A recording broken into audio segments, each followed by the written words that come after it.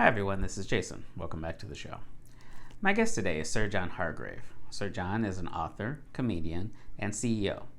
He's the author of the best-selling book, Blockchain for Everyone, which you could purchase at blockchainforeveryone.com through the link below. Sir John is the CEO of Media Shower, and he's also the publisher of Bitcoin Market Journal. If you'd like to connect with Sir John, he can be found on Twitter at Sir John Hargrave. And also, before we begin, please take a moment, subscribe to the channel, and hit the bell so you're notified whenever I upload a new video. Thank you. Now on with our show.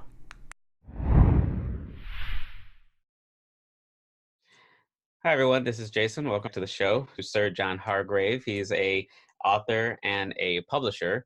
His book, Blockchain for Everyone, is becoming a very popular book in the space, so I highly recommend that you read it. He can be found on Twitter at Sir John Hargrave, and his website, Bitcoin Market Journal, is a great resource for information on getting involved in the space as an investor and any other news that you may find of interest. So, Sir John, thank you for joining me today. Thanks for having me, Jason. It's going to be fun. So, I wanted to ask up front, where did the Sir part come from? Can you give me some information on a background on that? Yeah, I started as a comedy writer. I had one of the first humor websites on the internet. My first book, I've written 4 books now. My first book was a book of humor. It was a book of pranks. It was called Prank the Monkey, and the idea was that I would go after the biggest targets I could find. Okay. And I wrote a letter to the Queen and said, "Your Majesty, I would like to be knighted," because I just thought Sir John Hargrave sounded so much classier. Right. Yes. So I actually got a letter back from Buckingham Palace. This is true. And she said, well, in order to be knighted, you have to do something honorable. And I was like, well, that's a lot of work. Right. So I took the shortcut. I went to my local county courthouse where you can pay $35 and you go before a judge, have your name legally changed. And so here I am today, Sir John Hargrave. On all my books. Look, there it is. Awesome. The funny part about that story is like I actually am invited to all these events now at like the British ambassador's house. Like apparently nobody's figured it out yet. So there you go. Oh my God, that's a great story. Oh wow. All right. So the book Blockchain for Everyone is actually really funny. So why did you decide to go with that angle instead of just a straight book on Bitcoin and blockchain?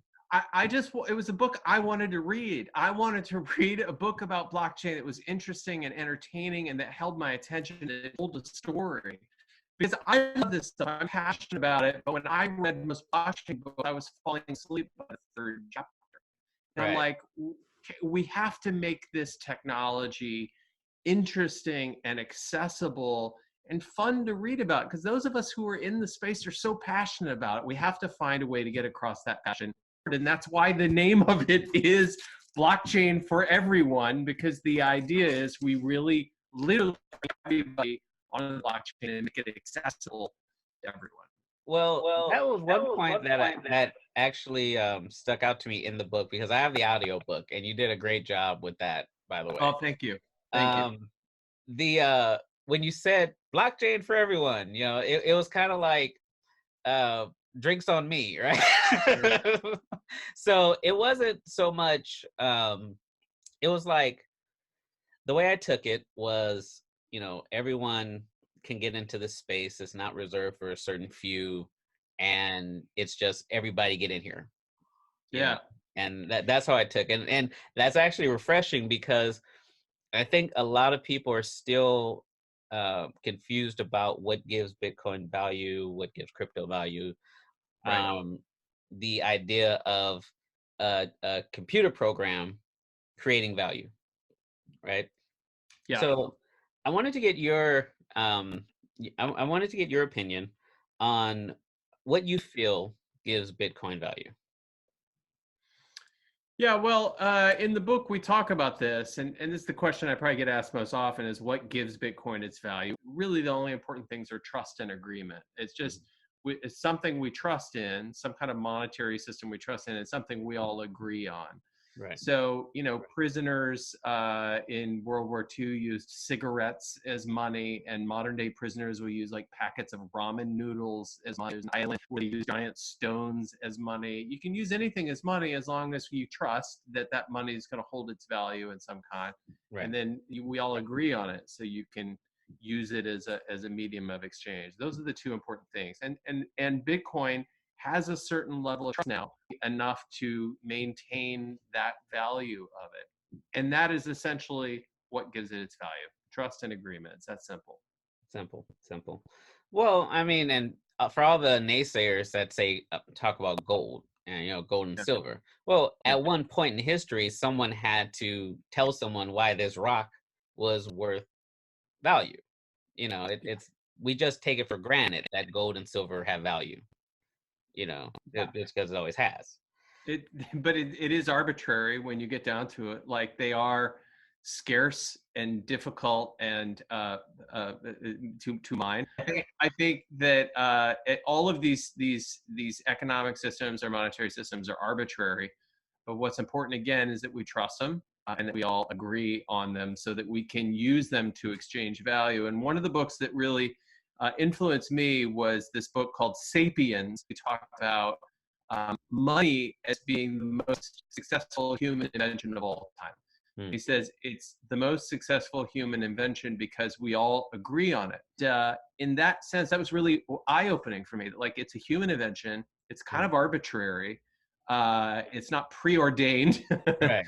right? But if you have a lot of people agreeing on it and trusting it, then it becomes much more useful. Right. And that's true. And Bitcoin is capped at 21 billion, uh, 21 million Bitcoin, I 1 believe it is. million, I think. Yep. Yeah. And so after that, there won't be any more. So you can't, it's not like you can just print money, like that the Federal Reserve does. Yeah. And that's Uh, one of the great and interesting experiments of Bitcoin, is like, what will happen when you can't make any more of them? Will that increase the price? Will it decrease the price? Will it make a stable price? well, that's going to be an interesting day when that happens. Fascinating. Fascinating. And as Unfortunately, we lead up to that day as well, right? yeah. It's And so interesting. unfortunately, we're not going to be here to see it, but I can't. I would love to be like in a time capsule and come back in 2140, and the last Bitcoin is mine. Well, if reincarnation is true, then perhaps you'll have that opportunity. um, you described the book as a spiritual quest. Yeah. Can you give me a little insight into that? Like, why would you consider that? So this process, the book tells the story of my company. So I have this media shower, and we started as a marketing company back in the day, and we gradually specialized in financial technology. So we worked with clients like State Street and Intuit and Mint. And then when Bitcoin and blockchain came around, we specialized further and basically moved exclusively into blockchain. We did that in 2017. In 2017, there was this great boom, very similar to the dot-com boom of kind of the late 1990s.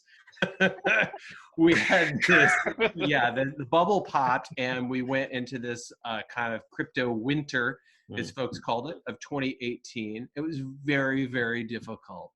And the book is about this roller coaster, and about, our story as a microcosm of the overall industry, the macrocosm of everything that went down: the price of Bitcoin, the price of cryptocurrencies in general, the entire market, how great fortunes were made and then lost, but then gradually rebuilding out of that crypto winter as it becomes crypto spring. So again, the idea is very much like in the dot-com days, this giant boom, and then you had the bubble popped in like 2000. But then the most powerful companies today, the Amazons, the Googles, et cetera, were the ones that were formed in that initial hype cycle and stuck with it and continue to build, continue to make something great. it was the right idea. It was just kind of everything was too early. And that's what we learned from the late 90s. That's what I think we're learning again here. So the spiritual quest of this is having the inner fortitude or the inner strength to make it through times of great difficulty. And I do believe those of us who have hung on throughout this boom and bust cycle of the crypto market will be richly rewarded. But it pushed us and challenged us in ways that I never thought possible. I never thought that I would be personally challenged in the ways that I have been. But I talk a lot about in the book about how I personally made it through, how we made it through as a company, and how we've got the other side stronger, and hopefully with a lot of lessons learned, it will be valuable to your listeners and your viewers. It helped me. I mean, and I've been into Great. the space since 2016. And what I liked about your book was that it actually, what you experienced is what I experienced trying to explain this to people. Yeah. And and there's plenty of people who are going to be watching this who have had the same experience where you try to explain it to a person and they look at you like you're crazy. You Yeah. know, especially if you have banker friends. You know, like I went, I Not stopped. known for their powers of imagination. Right, Yes. exactly. Well, I mean, what happened to me, I went into a local bank. I'm not going to say their name. They have a stagecoach as their emblem, though. And I told them that I Which wanted tells you something right there. right, old fashioned. Um, but I wanted to open a brokerage account and do regular investing. You know, I wanted to, do something in addition to a 401k. So he asked me, did I do any other type of investing? And I said, well, I invest in Bitcoin. And he literally laughed at me, like, Mm. ha ha ha, right? And I'm like, okay, I'm not dealing with you guys anymore. But I mean, that's what you experience when you try to Yeah. explain this stuff to people who aren't in the space or who, listen to the Jamie Dimons of the world and call it a scam. I really appreciate hearing your feedback that you could kind of relate and that you felt I had captured sort of the experience, because that was really my intent, was to speak for all of us who've been through this and try to capture this moment in time where there is such great skepticism. And I have a similar story in the book. I think it's like chapter 3, Yeah. where I go in to buy my first Bitcoin at my traditional bank. Yeah, right. And The wire basically, transfer. like, so clueless, right? Like they have no idea. And also, I'm buying the Bitcoin from this like place in Belarus. Right. I don't even know who it is. I'm transferring money, this great sum of money over there, in wire transfer. And then the banker tells me that it's going to take 3 days and it's going to cost like $30 service fee. And I'm like, well, this is exactly the problem Right. that Bitcoin is going to solve. This Don't you is why we understand need the irony? The book is just loaded with irony Yeah. like that, which Yeah. I love those stories. Well, and you see, the more time I spend in the space, the more I see those ironies in everyday life. Yeah. I was driving home one day and I saw a check cashing place and they send money. Yeah. Well, the minimum fee is like $6, right? Right. So but that's the world people have gotten used to. And it's funny because when we talk about, you know, Bitcoin and cryptocurrency, people drag their heels to want to try it because they've been conditioned to try to stick to this other model of give me your money, I'll take care of it, and I'll let you know when it happens. Yeah. You know, Yeah, and that's why I think, my drumbeat that I'm constantly putting out there is education, education, education, education. And people are afraid of what they don't understand. They're afraid of what they don't know. That's human. So what we have to do, those of us who really understand this space or are interested in it, is educate folks and explain to them, like, it's not fair that if you have to rely on check cashing services, that you also have to pay a $6 service fee to get right? your check cashed. That's unfair. And it does not make any sense, and it does not make for a healthy economy or a healthy society. We've got to lower those rates, and blockchain based digital assets are one way that we can do that. We can get rid of these services by decentralizing this. That's the kind of education that I call on all of us to bring about, like, we've got to explain it to people, and we've got to do it in a way that's interesting, that people want to read, that's funny, that we don't fall down a rabbit hole of just technical description of what the stuff's about. We really try to bring in the human element to it of why it's going to help individual people and help make a stronger world. Right. And that's a great point. And I wanted to get your opinion on something. On Twitter, there's been some discussion about banks. He's a venture capitalist, and Bank of America closed his account. And Justin's son also had his bank account closed. And it seems like a preemptive strike by the banks to try to say, okay, we can't get all these individual people, but we can get you. So going back to my point about the banks just not liking cryptocurrency, do you think that there's a chance that we could see more of that coming, that people are going to have to look for alternative ways to get their cryptocurrency, and they've gotten used to going through their debit card or credit card? Yeah, I mean, I'll give you an example, which is I serve on the board of the Boston Blockchain Association. So we're an industry trade group that started in our local Boston community to help make connections among all the blockchain entrepreneurs and investors and startups here. And we try to get a bank. Just for simple, like, we have member dues and we need a place to store those dues, and we need a bank. And we had a hard time finding a banking partner because we use the word blockchain. So I'm always hopeful and optimistic that big corporate centralized structures will gradually be nibbled from more nimble upstart competitors, even in the banking industry. And I think that's how it's going to play out. Right. And I mean, it gives it gives credence to the whole idea of the credit union, the small local it sure does. Conglomerate, and things like that. And I mean, quite frankly, these big banks should have lost our trust a decade ago. I mean, we shouldn't be messing with them anymore anyway. It fascinated me how quickly we forgave them. It's like, I read a great book called The End of Alchemy by the former governor of the Bank of England. And basically what he says is, isn't it crazy? Like, he deconstructs the 2008 financial crisis. And he says, isn't it crazy how little has actually been done to rectify all of these problems? Like, we've basically gone on to business as usual. And if you've watched the movie The Big Short, just watch that movie. And at the end, they're like, and guess what? It's all happening again. And it's very sobering and it's kind of depressing, but the positive, hopeful spin on it is that these new technologies are really going to upend things in a significant way that I don't think they can escape. They can delay it, but I think that eventually a day of reckoning is upon the central banking system. Yeah, and it's coming, and they know it is. That's why they're making so much noise now.